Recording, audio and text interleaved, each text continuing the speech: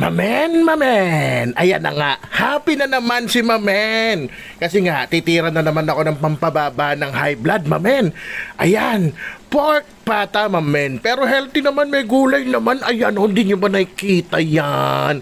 O, pata yan, Mamen. Tapos, hinaluan ko rin yan nung aking pinaka-paborito, Mamen. Yung pork knuckles. Paborito ko yun, Mamen, kasi andun yung mga litig yan, Mamen. Kaya paano? Tirahin na natin, baka tirahin pa ng iba.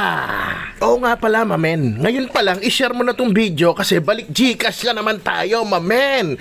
At oo nga rin pala ha, hindi yan patatim, Mamen, na pork at may pechay. Ang recipe natin for today's video ay pork hamba. Diba? Rapsa. Yun.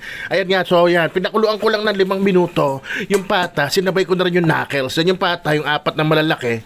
Tapos yung 6 na maliliit, yan yung knuckles, Mamen. Andyan yung mga litid yan.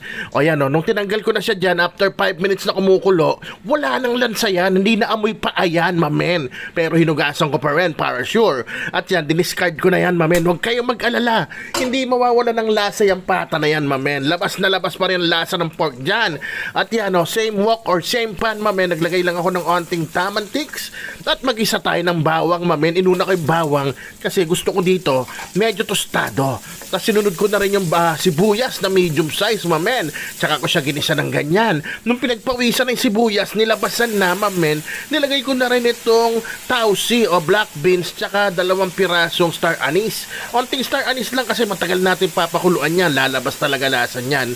Sinabay ko na rin yung 3 daon ng laurel at saka ako sinama yung pata, Mamen.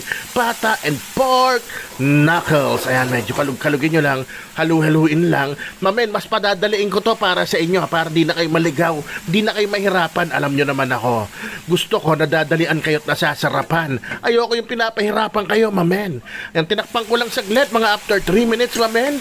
Hinalo-halo ko na siya para ma-mix-mix. Tapos, Mamen, nandito na tayo sa stage ng buhay na natin. Natitimplahan na natin siya, Mamen. Nilagyan ko pamintang buo, toyo, mga half cup lang muna to 3/4 cup. O yan, chicken powder. Siyempre, lagyan natin yan ng pineapple, Mamen. Yan ang isang magpapalasa sa sabaw niyan at magpapalasa sa karne niyan, Mamen. Siyempre, matagal na kuluan yan. Abutin na 1 oras hanggang lumambot, Mamen. Kaya naman sigurado kung manunuot yan. Diba?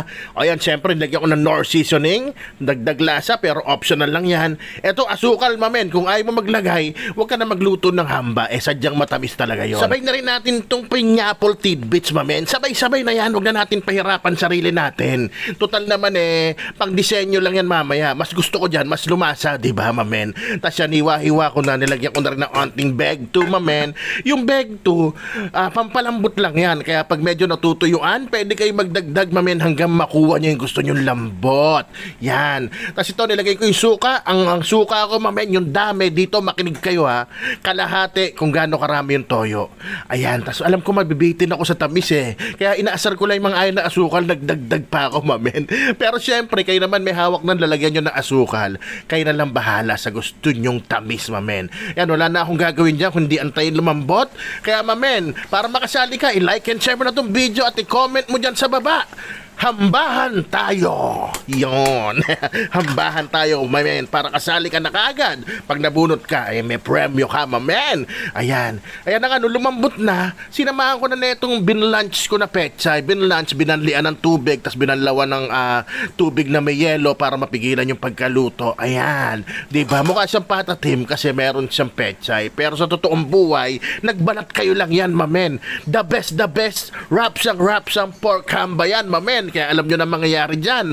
Alam nyo na kasunod yan pag nandyan na sa parte na yan. Nilagay ko na yung gulay niyan. Malapit na magkainan, Mamen. Kaya isisigaw ko na, Rapsa! Men!